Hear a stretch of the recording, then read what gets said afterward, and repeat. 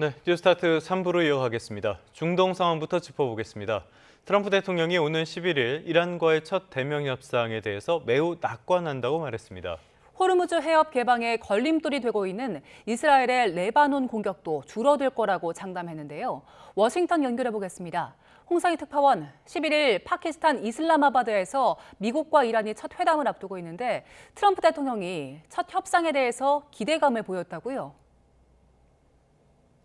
네, 오늘 MBC 방송과의 전화 인터뷰에서 트럼프 대통령은 종전 협상에 대해 매우 낙관적이라고 말했습니다. 이란 지도자들이 언론에 이야기하는 것과 회담장에서 말하는 건 다르다면서 현재 동의해야 할 모든 사안에 동의하고 있다고 주장했습니다.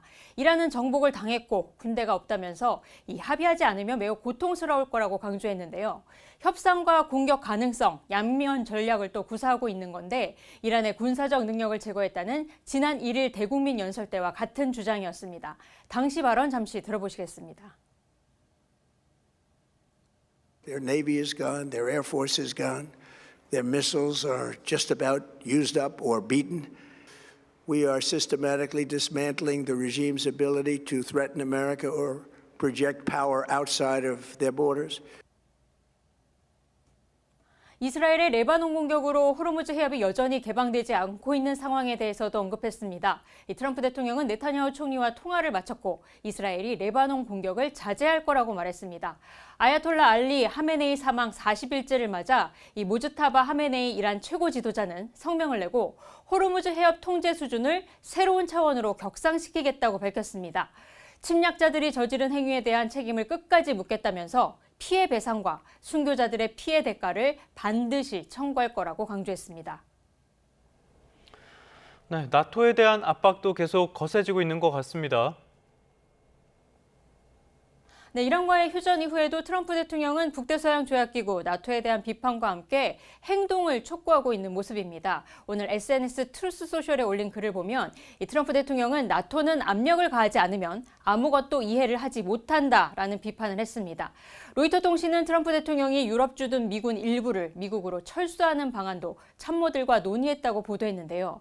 트럼프 대통령은 앞서 나토 회원국이 호르무즈 해협 유조선 호위를 위한 군함 파견 요청에 응하지 않는다며 강도 높게 비판을 이어왔습니다. 과거 발언을 들어보시겠습니다.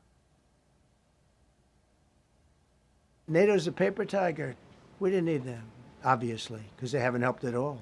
Just the opposite. They've actually gone out of their way not to help. They didn't even want to give us landing strips.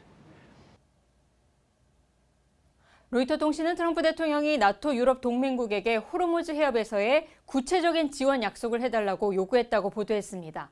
마르크 루터 나토 사무총장이 유럽 국가에 트럼프 대통령의 이런 요구를 전달한 것으로 알려졌습니다. 네, 나토 사무총장도 트럼프 대통령 달래기에 나섰다고요? 네, 어제 백악관에서 트럼프 대통령과 만난 마르크 루터 나토 사무총장, 오늘 워싱턴 DC 로널드 레이건 재단 행사에 참석했습니다. 루터 총장은 호르무즈 해협에서의 역할에 대한 질문에 나토가 도울 수 있다면 당연히 참여할 거라고 말했습니다.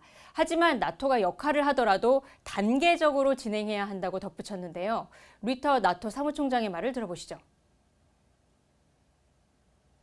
There's no reason not to be helpful. Obviously, we will, if that's helpful. But I think we have to do it step by step, because also in NATO that requires then an agreement between all the allies to do that.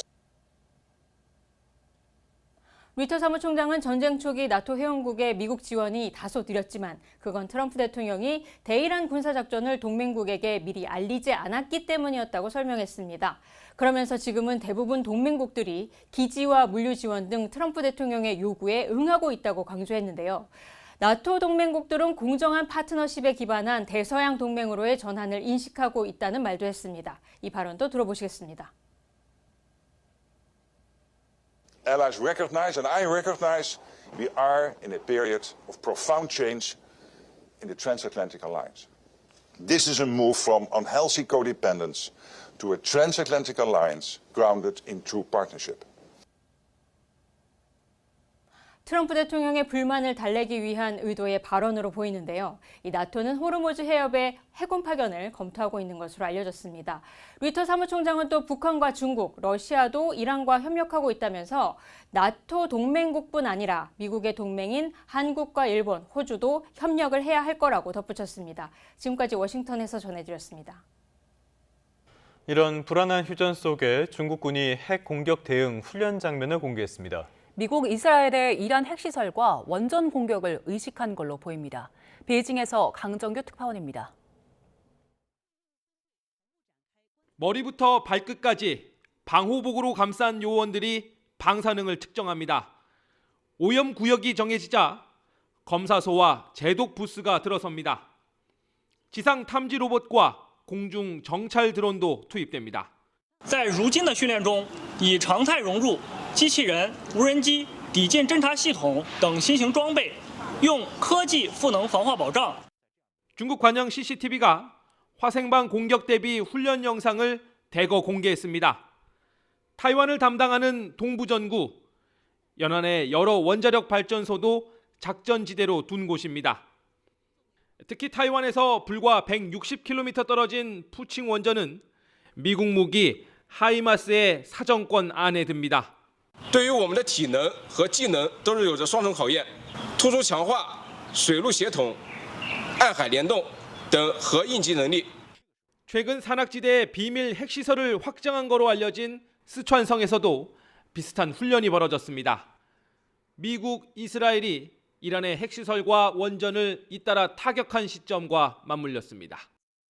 핵 보유국인 중국엔 웬만한 건물 지하 주차장마다 이렇게 두꺼운 철문이 여러 개 설치되어 있습니다. 유사시 방공호로 탈바꿈하는 건데 일상 공간에서도 불안한 국제 정세가 어른거리는 요즘입니다.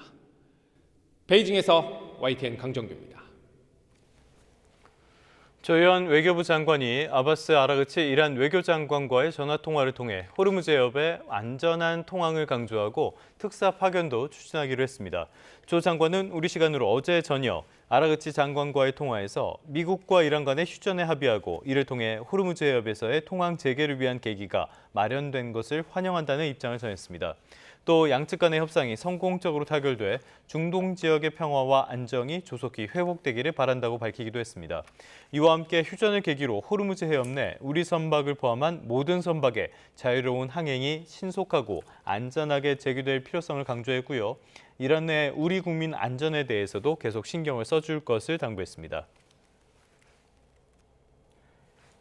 미국과 이란이 2주간의 휴전에 들어갔지만 호르무즈 해협에 발이 묶인 우리 정유사의 유조선 7척이 언제 호르무즈를 빠져나올 수 있을지는 여전히 미지수입니다.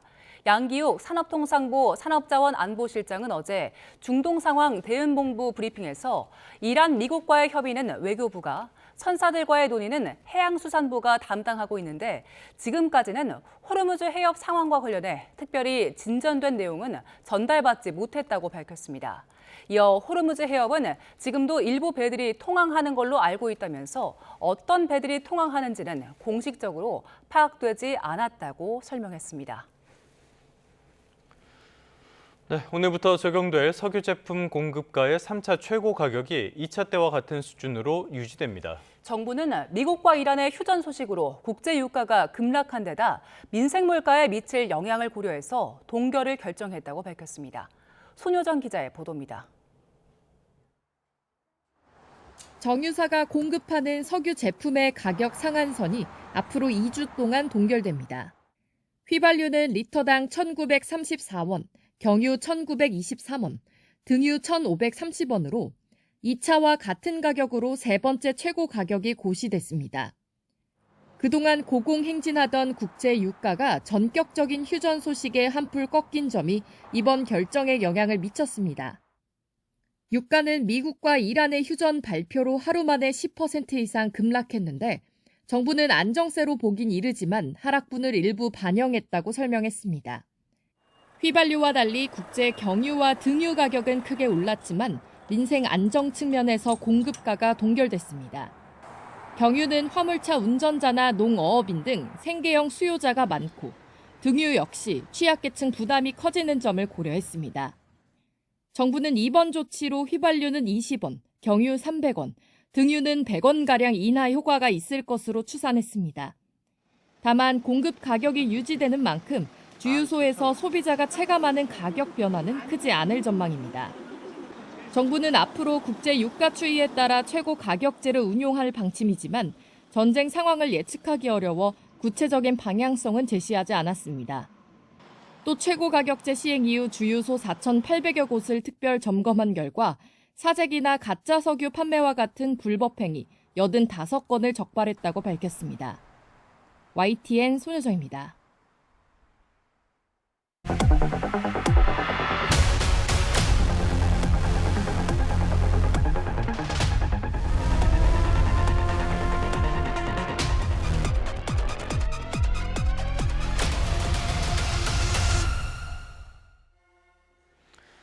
네, 미국과 이란의 휴전은 위태위태 불안불안합니다. 오늘은 반기주 국립외교원 교수, 주원 현대경제연구원 연구본부장과 함께 이란 사태 그리고 그 여파에 대해서 알아보도록 하겠습니다. 두 분 어서 오십시오. 안녕하십니까. 자, 미국과 이란 2주 동안 합의를 하고 지금 불안한 휴전이 계속 유지는 되고 있어요. 지금 상황 어떻게 보십니까? 굉장히 위태로워 보여요. 지금 6주간의 치열한 전투를 하고 갑작스럽게 이제 협상 모드로 바뀌었잖아요. 예. 그러면은 전투하다가 협상 모드로 바로 바뀌는 게 아니라 과도기라는 조정 기간이 필요하죠. 그래서 그게 한 2, 3일간은 그런 여진 진통이 어쩔 수 없어요. 그 과정에서 휴전에 합의를 했지만 우후죽순으로 뭐 교전 상황이 발생할 수도 있고 그게 이제 이스라엘의 레바논 공습뿐만 아니라 다른 우려도 있을 수가 있어요. 근데 어쨌거나 그게 이제 첫 번째 고위급 회담을 하면서부터 안정세로 되고 완전히 협상 모드로 전환이 될 것이다. 그렇게 봅니다. 지금 어쨌거나 이슬람마바드에서 1차 회담을 하는 것으로 잘 추진되고 있는 것 자체는 긍정적으로 볼 여지가 있습니다. 이란 역시도 여기에 대해서는 이스라엘의 반격도 생각을 했지만 일단은 협상에 참여하기로 했다라고 밝혔잖아요. 간밤에 트럼프가 방송 인터뷰를 했는데요. 여기에서 상당한 기대감을 보였더라고요. 어떻게 들으셨습니까? 그건 이제 트럼프식 협상 전략이라고 봅니다. 무조건 미국이 생각하는 방향으로 잘 타결될 것이다라고 그 최종 결과치를 다 미리 얘기를 해요. 이렇게 된 것처럼. 그래서 그 얘기는 이제 만족한 결과가 될 거라는 얘기는 미국이 만족할 수 있는 결과를 낼 수 있도록 이란 측이 협상에 진지하게 임하고 미국의 요구를 수용하라는 메시지를 담고 있다고 봐야죠. 알겠습니다. 이번에 협상에 보면은 벤스 부통령이라든지 이른바 그 트럼프 2기 행정부의 강요들 가운데서 이 전쟁에 대해서 좀 회의적인 입장을 보였던 사람들이 많이 참여를 한다고 해요. 그렇다고 해서 이 협상 결과에 영향을 미치게 될 수 있을까요? 그래 영향을 뭐 누가 하느냐에 따라서 영향을 미치는 거 여부가 큰 차이는 나지는 않겠지만 왜냐하면 이제 미국을 대표해서 미국의 이익을 지키기 위해서 나서는 주자들이잖아요. 그러니까 공통 분모가 있지만 그래도 협상자가 갖고 있는 평소의 생각이 투영될 그 소지는 분명히 있어요. 그런 측면에서 벤스 부통령은 처음부터 반대를 해서 사실은 이란 공습 첫 번째 이렇게 모이는 자리에서도 없었잖아요. 그런 거 고려하면 분명히 달라진 지점도 있고 이제 전반적으로 긍정적으로 볼 수 있는 요소는 한 세 가지로 볼 수 있는데 이란이 굉장히 싫어했던 위트코프하고 쿠시너가 대표로는 참가하지 않는다. 그 협상 그룹에는 포함되지만 결국은 대표는 벤스기 때문에 이란 입장에서 그래도 시작하는 단계부터 껄끄럽지는 않기 때문에 미국과 소통할 수 있는 상황이 됐다라고 판단할 수가 있어요. 그러니까 위트코프 중동 특사, 그다음에 쿠시너는 트럼프의 사위죠. 그렇죠. 계속 역할을 해왔는데 이 역할을 이제 뭐 사실은 대표단은 있지만 대표는 아니니까요. 그래도 다르다는 거죠. 그리고 두 번째는 벤스 부통령은 지금 뭐 군사력을 이제 뭐 투사시켜서 양측이 대결하다가 지금 외교로 바뀐 거예요. 근데 벤스는 외교, 그다음에 군사, 그다음에 다른 뭐 그 약속 이런 것까지 할 수 있는 범정부 조직을 통합할 수 있는 지위에 있잖아요. 그러면 거기서 약속한 거에게 작은 약속이든 큰 약속이든 간에 이란이 믿을 수 있다라는 신뢰도 측면에서는 높은 점수를 줄 수 있기 때문에 그런 측면에서는 유리한 고지가 있고 그리고 이제 협상이라는 게 보통 우리나라 6.25 전쟁에 그 정전 협상도 그랬지만 굉장히 실무급 회담을 많이 하다가 이제 고위급 회담으로 가고 막 굉장히 오래 걸리고 막 그래요. 근데 2주간의 회담이라는 짧은 기간을 고려해서 사실은 실무급 회담 없이 바로 부통령급 고위급 회담을 하잖아요. 예. 그러면은 협상을 이뤄나가는 단계를 굉장히 축소해서 템포를 빨리 가져갈 수 있다. 그런 측면에서 긍정적인 측면이 있죠. 교수님께서 세 가지 껄끄러운 사람이 빠졌다는 점, 벤스의 위치, 그리고 바로 본론으로 갔다는 점, 이런 점들을 긍정적인 요소로 봐주셨는데요. 일단은 간밤의 그 경제 상황들을 보면요. 어느 정도의 기대감, 그러면서도 우려, 이런 것들이 교차하고 있는 것 같아요. 어떤 상황이었습니까? 간밤에 이제 미국 시장을 보면은 되거든요. 네. 그러니까 S&P 500이 플러스가 나왔습니다. 플러스 네. 0.6%. 그런데 반면에 이제 WTI 가격은 플러스 3.7% 또 올랐거든요. 그러니까 유가도 오르고 증시도 오르고. 지금 WTI 예. 기준선을 저희가 이제 100달러 정도로 잡고 있는데 97.9달러까지도 올라갔습니다. 그러니까 미국 시장은 지금 아직은 방향성을 못 잡고 있는 것 같아요. 네. 그렇지만은 지금 그래도 좀 그동안에 좀 약간 안 좋았던 분위기가 뭐냐 휴전 협상도 재개가 되고 또 이스라엘과 레바논의 협상 얘기도 나오고 하니까 조금은 이제 안도를 하고 있는데 사실 이제 협상이 하루 이틀 내에 끝날 게 아니기 때문에 예. 협상 과정에서 또 트럼프가 무슨 얘기를 할지 모르거든요. 그게 이제 상대방한테 밀린다 그러면 또 강경 발언을 하게 되고 네. 뭐 증시 폭락하고 유가 또 폭등하고 이럴 수도 있거든요. 그래서 그런 변동성은 충분히 남아 있지만 지금 분위기로서는 그래도 조금은 한 몇 주 전보다는 상당히 좀 네. 낙관적인 분위기가 형성이 되고 있습니다. 불안하긴 하지만 그래도 기대감은 있다. 자, 그런데요. 최근의 흐름을 보면은 간밤에도 그랬습니다.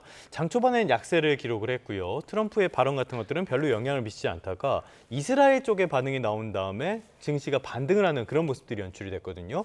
실제로 지금 미국에선 소위 말하는 타코 트레이드, 그러니까 트럼프가 물러날 것이다라고 생각하는 이 트레이드조차도 많이 희석됐다라는 평가가 나오는 것 같아요.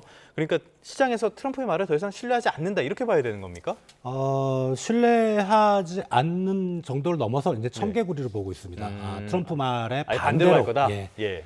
그러니까 워낙 이 사람이 우리가 경험을 했지만 겁이 많아요. 네. 겁이 뭐에 대한 겁이냐 하면 이제 주가에 대한 겁입니다. 자기가 강경 발언을 어떻게 갑자기 밤에 자다가 일어나서 생각보다 너무 분해서 네. 갑자기 강경 발언을 할 수가 있는데 뭐 주가 지수가 막 또 낮에 떨어지고 그러면 또 이제 후퇴하거든요. 그러니까 그런 분위기를 볼 때는 이제 트럼프 말 한마디 한마디에 움직이지는 않는 것 같고 지금 시장의 분위기는 최근 며칠 동안의 모습을 보면 이제 이란의 반응이라든가 예. 이스라엘이 어떻게 나온다든가 이런 쪽의 그런 실제적인 사건 트럼프의 말보다는 네. 그런 실제적인 사건에 더 영향을 받고 시장이 움직이는 것 같습니다.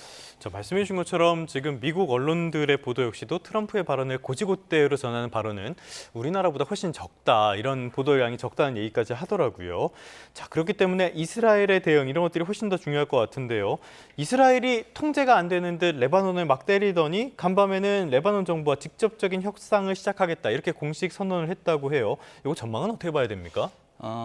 뭐 그 제스처 자체는 뭐 굳이 나쁜 건 없지만 실제적으로 방향이 좀 잘못된 게 있죠. 그러니까 협상 상대가 레바논이 아니라 이란 혹은 헤즈볼라가 돼야 되죠.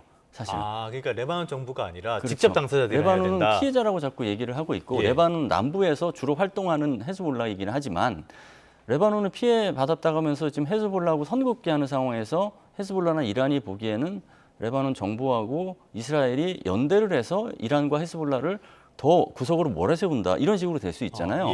그럼 실제적으로 그냥 상징적인 의미만 있지 실질적으로 효과는 없을 가능성이 있다. 이게 이제 보이는 지점이고요. 그래도 이제 이스라엘이 이렇게 제스처를 쳐난 이유는 한 세 가지로 볼 수 있을 것 같은데 우선 이스라엘의 이제 휴전 기간에 이스라엘의 레바논 공습으로 많은 사상자가 이루어지면서 이란이 협상에 대해서 불신을 이제 만들었잖아요. 그러니까 호르무즈 다시 폐쇄하고. 그러니까 미국이 좀 이스라엘을 통제하겠다는 메시지를 낸 거예요. 결국은 공습을 이제 줄일 거다라고 얘기하는 것은 그것은 그렇죠. 트럼프가 그런 얘기를 했죠, 간밤에. 미국과 이스라엘이 연대를 지금 계속하고 있다라는 그래서 미국의 이야기를 들어준다라는 신호를 우회적으로 보여주기 위해서 이런 걸 만드는 거라고 볼 수 있고요. 두 번째는 이스라엘이 지금 협상장에 들어가지 못하는 패싱 상황을 불편해합니다. 그러면 다른 제2의 협상장을 만들어서 이스라엘이 존재감을 과시하는 거죠. 어쨌거나 협상의 역할을 좀 우회적으로 하고 있다는 것을 얘기하면서 그다음에 세 번째는 미국이 떠난 이후의 중동 상황에 대해서 새로운 선택지 혹은 그 이스라엘이 취할 수 있는 어떤 선택지에 대한 명분을 구축하는 과정이다. 그러니까 미국이 떠나도 헤즈볼라하고의 어떤 전투 이건 이어갈 가능성이 높아요. 왜냐하면 이란 전쟁 전부터 그걸 지금 가자 전쟁 이후에 이어왔기 때문에 네. 그래서 미국이 떠난 이후에도 그걸 해야 되는 당위성 명분을 만들기 위해서 지금 이 협상을 활용하려고 한다. 그 세 가지 의미가 있다고 볼 수 있겠습니다. 또 세 가지로 정리를 해주셨는데 그럼에도 불구하고 네타냐후 총리가 헤즈볼라에 대한 공격은 계속할 거다 이런 말까지 전했다고 해요. 이 전망 자체가 많이 흐린 측면이 있는 것 같은데 미국에서 강력하게 요구를 하면은 이스라엘도 뭐 어떻게 못하는 그런 상황도 벌어질 수 있잖아요. 왜 이렇게 미국이 오히려 이스라엘에 끌려다니는 겁니까? 그거는 이제 그 백악관의 이제 두 가지 시선을 봐야 될 것 같은데 트럼프 대통령과 내각의 시선에는 좀 차이가 있어요. 그러니까 전쟁을 바라볼 때부터 이스라엘의 로비 또 네타냐후 총리의 무리한 어떤 요구로 미국이 이제 끌려 들어갔다라고 하는 게 백악관 참모나 아니면 내각의 상당한 의견이에요. 근데 트럼프 대통령이 그런 좌고우면 안 하고 중간 검토, 리스크 진단 없이 그렇게 끌려 들어갔다는 인식이 있는 것이거든요. 그러니까 그런 상황이 계속 유지된다고 하면 그거를 아는 내각이나 참모도 트럼프가 자꾸 그렇게 이스라엘 총리에 의해서 이렇게 끌려 들어가는 걸 더 이상 막지 못하는 상황이 반복되는 것이죠. 그런데 그럼에도 불구하고 이제 언론을 통해서 혹은 내각의 우려는 이런 이제 사퇴한 뭐 이런 인사들을 통해서 이스라엘의 어떤 꼼수에 이렇게 미국이 말려 들어갔다라는 얘기가 나오니까 이스라엘도 그게 미국과 이스라엘의 동맹 균열로 이어지는 것은 좀 우려를 해서 한마디 얘기하면 잠깐 물러났다가 조금 이제 느슨해지면 다시 전방으로 가고 이런 게 이제 반복되는 것이고 그 연장선의 일환이라고 봅니다. 알겠습니다. 말씀해 주신 것처럼 지금 이란과 미국 간의 전쟁, 이 휴전 상황에서 큰 변수가 되고 있는 게 바로 이스라엘인데요.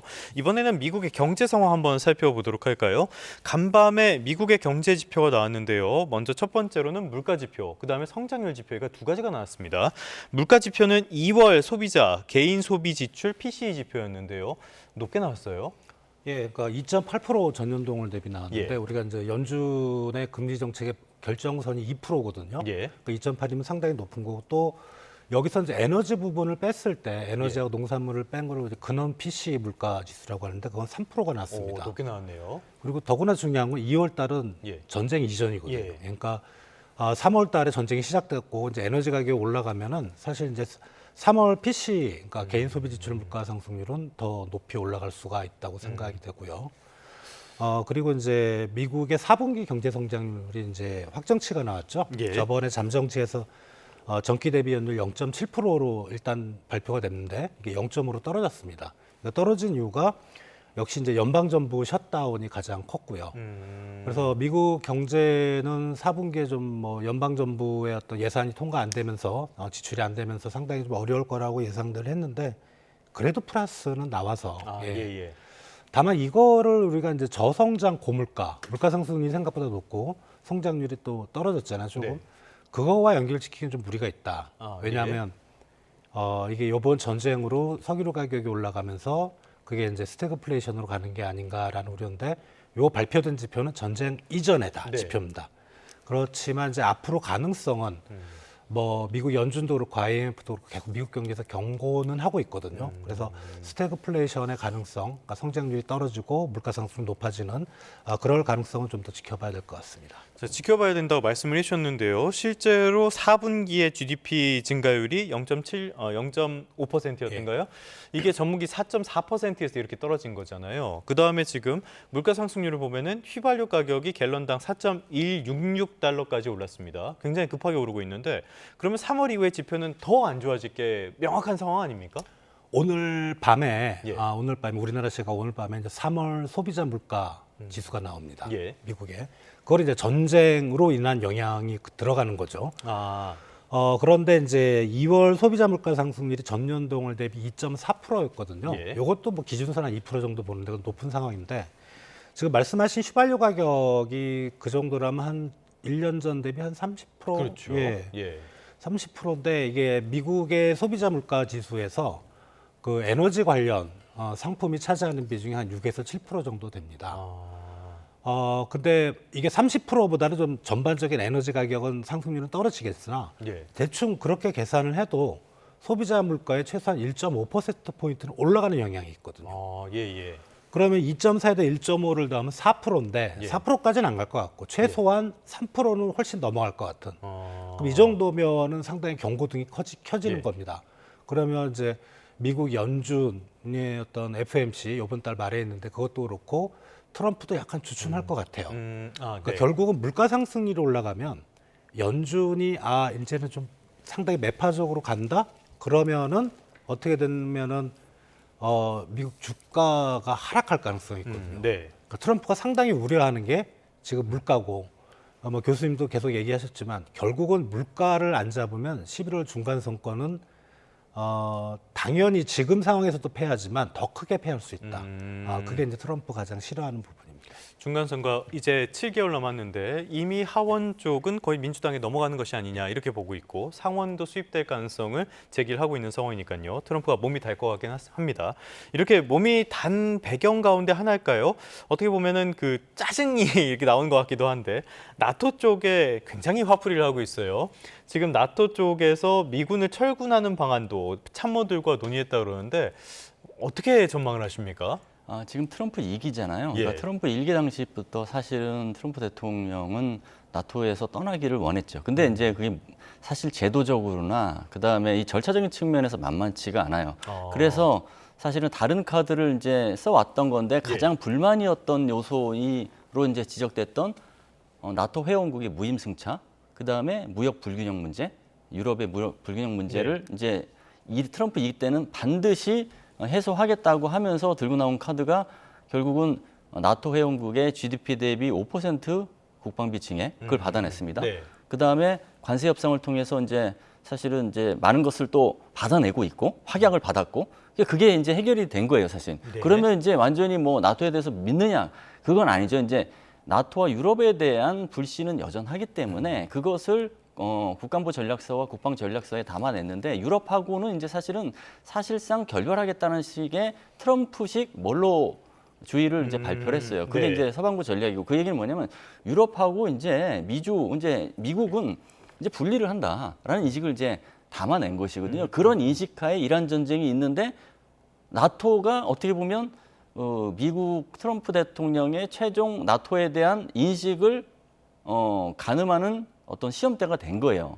호르무즈 개방의 그 작전에 이제 참가하라고 하니까 안 된다고 하고 미국에게 기지 제공하는데도 뭐 못하게 하고 영공 통과 못하게 해서 우회해서 이제 비행하게 하고 이런 모습을 보면서 나토의 가장 큰 강점이 집단 방위인데 한 개국에 대한 위협은 다른 모든 국가에 대한 이제 위협이기 때문에 공동 대응이다라는 건데 그게 이제 무용지물 아니냐 이렇게 판단을 한 것이죠. 그래서 전후에 나토 동맹을 재설계하겠다는 이제 메시지를 냈고 그게 이제 그 메시지 중에서 과연 32개 회원국이 있는데 미국이 떠나서 31개국이 알아서 하게끔 할 것이냐 아니면 미국은 잔류하는데 나머지 국가를 미국이 원하는 대로 재설계할 것이냐의 문제가 근데 후자 쪽으로 일단 지금이 되는 것 같아요. 그래서 그 31개 미국을 뺀 31개 회원국을 친미국, 반미국으로 구분하는 거예요. 그래서 친미국 쪽의 국가의 미군은 더 많이 하고 그다음에 미 쪽에 미군은 줄이거나 빼고 이게 이제 사실은 결과적으로는 나토가 제 기능을 못하게 하는 거죠, 사실은.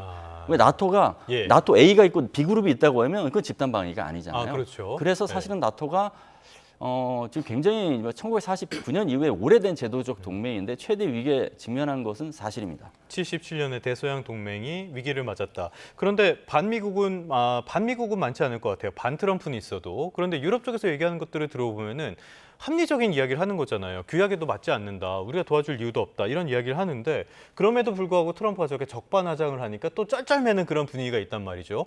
왜 유럽은 이렇게 나토에 목을 맬 수밖에 없는 구조인 겁니까? 나토가 이제 치명적인 어떤 그 정책적 처방에서 실수를 한 것은 2차 세계대전 이후에 미국에게 경제 의존뿐만 아니라 안보 의존을 너무 많이 해서 스스로 싸울 수 있는 능력을 갖추지를 못했습니다. 그러니까 스스로 싸우려면 일단 무기가 있어야 되는데 무기를 스스로 만들어낼 수 있는 방위 역량, 방산 역량, 제조업 같은 것도 필요하잖아요. 그리고 그 조직 체계, 그리고 군 병력, 유럽 같은 경우에는 미국에 의존을 해서 사실은 군인도 사실은 많이 모병도 안 되는 시스템이고 군인도 적고요. 왜냐면 이제 뭐 의무 복무 이런 것도 뭐 아니고 막 그러니까 이제 그것도 이제 최근 들어서 바꾸려고 하고 있는데 그것뿐만 아니라 그러면 무기를 미국한테 대부분 의존했기 때문에 예. 미국이 저렇게 딴지를 걸면 스스로 무기를 만들어서 싸울 수 있는 능력을 갖춰야 되는데 유럽의 방산 역량이 굉장히 많이 약화된 상태거든요. 그러니까 스스로 이제 무기 조절이 안 되니까 손을 내미는 게 미국이 안 되면 어디일까 생각해서 한국을 좀 바라보고 있는 게 좀 있어요. 아, 그래서 우리 방산이 지금 이렇게 잘 그렇죠. 팔리는 거네요. 그런 것도 있고. 예. 그런 어떤 그 문제 인식이 있었고 이런 문제 인식이 사실은 실제 이걸 바꿔야 된다라는 어떤 그 처방이 필요하다는 생각이 트럼프 일기 때 있었는데 그 위기 인식이 바이든 행정부로 바뀌면서 다시 약화되고 네. 트럼프 일기가 되니까 또 반복되는 거예요, 사실은. 알겠습니다. 미국 내의 어떤 변화 같은 것도 살펴봤고요. 결국에 우리에게 가장 큰 영향을 미치고 있는 것은 호르무즈 봉쇄에 따른 유가 상승이 아닐까 싶은데요. 당장으로는요. 오늘 0시부터 석유 최고 가격제 3차 가격이 동결이 됐어요.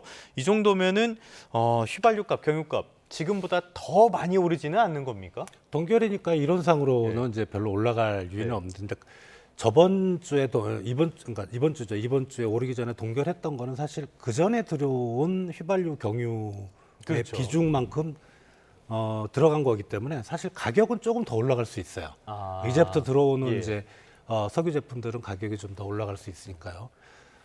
그러고 이제 WTI 브렌트 보면은 이제 배럴당 $100 밑으로 가 있고 듀바이는 $100 약간 넘긴 하는데 듀바이는 아무래도 옆에서 이제 전쟁이 벌어지고 있으니까 네. 그쪽 시장은 좀 불안한데 요 정도만 돼도 사실은 개인적으로는 어느 정도 좀 버틸 수 있다. 아, 다만 이제 가격의 문제가 아니고 지금 이제 수급의 문제라 예. 그죠? 호르무즈 해협에 보면 저희 유조선이 7척인가 뭐 모도로 나오는 거 보니까 지금 못 들어오고 있거든요. 예. 그러니까 7척이면 한 배당 한 200만 배럴이면 1,400만 배럴이 지금 못 들어오고 있다는 건데 그게 좀 빨리 풀리면 좋겠고 정부도 이제 거기가 언제 풀릴지 모르니까 이제 다른 대체선들을 하고 있는데 사실 호르무즈 해협 말고 다른 국가들 뭐 남미니 미국이니 뭐 유럽이니 아프리카도 나고요. 예. 모든 나라들이 다 그러지 않겠습니까? 그러니까 아. 충분한 물량은 사실 예. 확보하기는 어려울 거로 좀 생각이 됩니다. 그 원유라는 게 휘발유나 경유나 이렇게만 쓰이는 게 아니잖아요. 예, 정제를 하면 이제 가솔린, 등유, 경유, 중유 이제 예.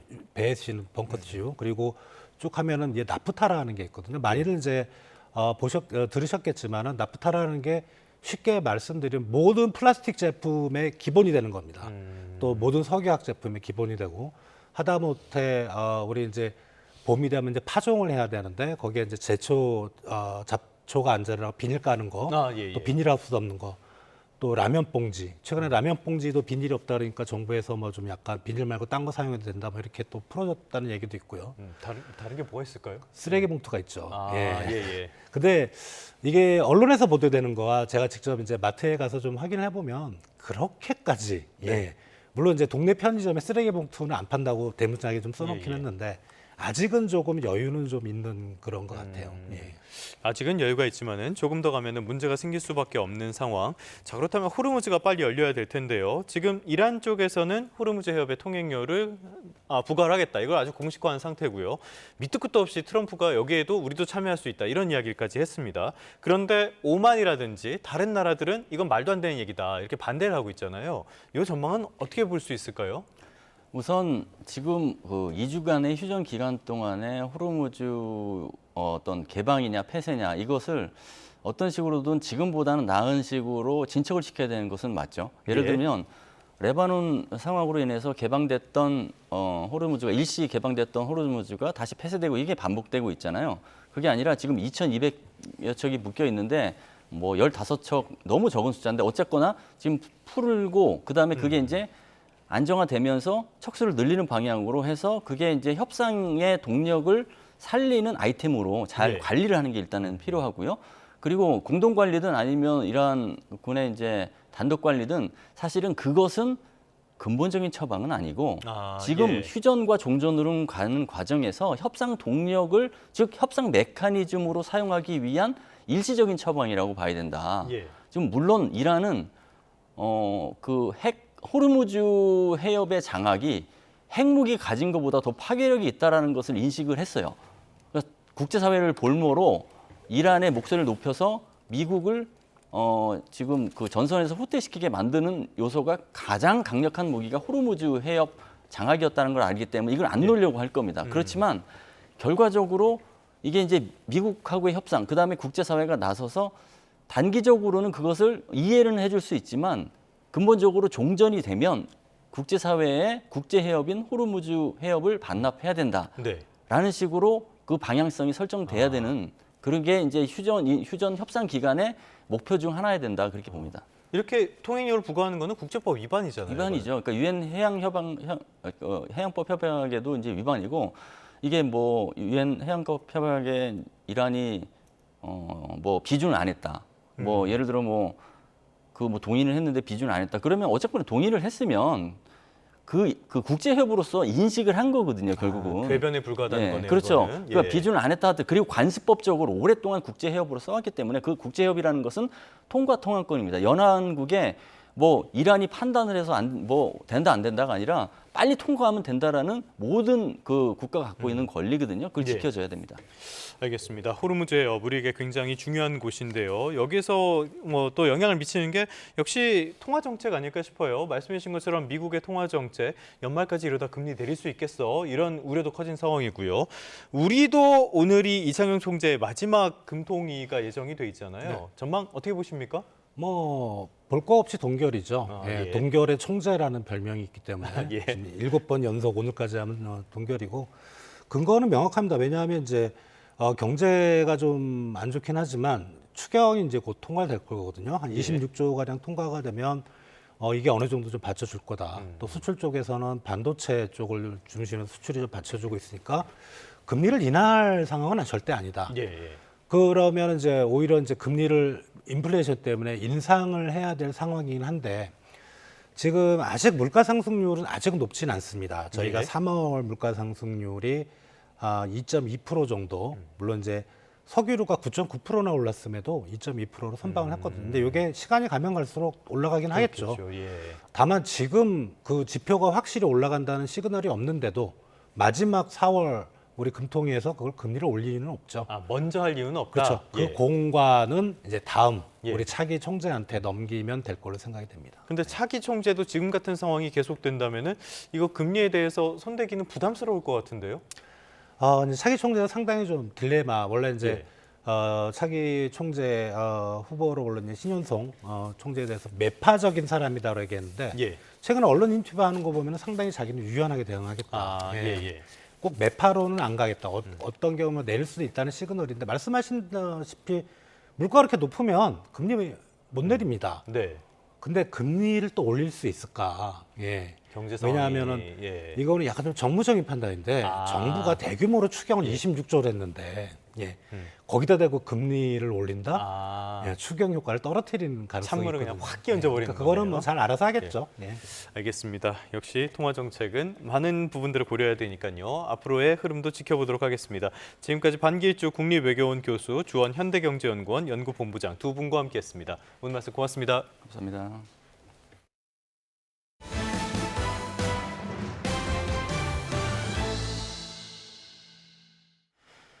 네, 다음 소식입니다. 그룹 BTS가 고향에서 6년여 만에 완전체 월드투어의 포문을 열었습니다. 공연 장소와 횟수에 담긴 의미를 김승환 기자가 짚어봤습니다. BTS 월드투어 아리랑은 현재까지 국내를 포함해 34개 도시에서 85회 공연이 예정됐습니다. 마지막 월드투어였던 2018년과 19년 당시 20개 도시 42회차 공연이었던 것과 비교하면 2배 늘어났습니다. 일부 국가 정상까지 공연 확대를 요청할 정도로 달라진 위상을 실감하게 합니다. Entonces le escribí una carta al primer ministro de Corea pidiéndole que venga más veces. 대륙별로 보면 북미와 아시아 지역에서 가장 자주 팬덤 아미와 만납니다. 이어 남미, 유럽, 오세아니아까지 1년 가까이 말 그대로 전 세계를 도는 월드 투어에 나섭니다.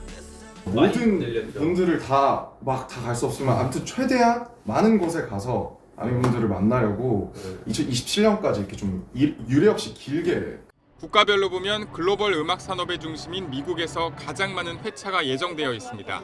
LA, 라스베이거스를 포함해 10개 도시에서 26회 공연을 펼칩니다. 안정적인 공연장 인프라를 갖춘 데다 소비력이 높은 팬층이 두껍기 때문입니다. Shake, I'm a really big fan. I love you a lot. 사랑해요. 비. 지구 반대편인 남미에도 10월에 방문할 계획입니다. 이 가운데 콜롬비아, 페루, 아르헨티나에서 BTS가 완전체로 무대를 선보이는 건 처음입니다. 이번 BTS의 월드 투어는 대규모 공연이 가능한 북미 시장에서 수익성을 확보할 뿐 아니라 남미 등 신흥 시장으로 팬덤 저변을 넓히도록 짜여 있습니다. 또 글로벌 음악 시장에서 K-팝의 위상이 어디까지 왔는지를 보여주는 상징적인 지표라는 평가가 나옵니다. YTN 김승환입니다. 네, 끝으로 출근길 날씨 살펴보겠습니다. YTN 야외 스튜디오 연결합니다. 정수현 캐스터. 네, 정수현입니다. 네, 지금 곳곳에 비가 내리고 있는 것 같네요. 이 비는 언제쯤 그칩니까? 네, 금요일 아침 출근길 전국 곳곳에 비가 내리고 있습니다. 서울도 계속해서 비가 이어지고 있는데요. 비는 오전 중 점차 그치겠고요. 비가 내려도 도로가 미끄러운 곳이 많으니까요. 출근길 교통안전에 유의하셔야겠습니다. 네, 비는 그치지만 바람이 강하다고요? 네, 비는 점차 그치겠지만 계속해서 바람이 강하게 불겠습니다. 특히 오늘 해안가를 중심으로는 순간적으로 초속 15m 안팎의 강한 바람이 예상되니까요. 날아갈 수 있는 시설물은 미리 점검해 주셔야겠습니다. 현재 내륙 곳곳에 비가 내리는 가운데 앞으로 내릴 비의 양은 많지 않겠습니다. 대부분 지역에 5mm 안팎으로 적겠지만 경기 동부와 강원도, 충북 지역은 늦은 오후까지 비가 이어질 수 있겠고요. 그 밖에 내륙에도 오후 한때 빗방울이 스칠 수 있겠습니다. 비가 내려도 크게 쌀쌀하진 않습니다. 현재 서울이 10.8도, 대전 11.3도, 대구 15.5도로 어제보다 2에서 7도가량 높게 출발하고 있고요. 낮 기온도 제법 오르겠습니다. 서울 14도, 대구 19도, 울산 23도로 어제보다 높은 곳이 많겠습니다. 특히 이번 주말부터는 낮 기온이 20도를 웃돌며 날이 따뜻해지겠습니다. 다만 일요일에는 다시 흐려지겠고 월요일에는 남부지방에 또 비가 내릴 전망입니다. 오늘 남해안과 제주 해안에서는 너울성 파도가 높게 밀려들겠습니다. 해안가에서는 안전사고에 각별히 유의하시기 바랍니다. 지금까지 YTN 정수현입니다. 네, 4월 10일 YTN 뉴스타트 모두 마무리하겠습니다. 잠시 뒤 뉴스업이 이어집니다. 시청해주신 여러분 고맙습니다.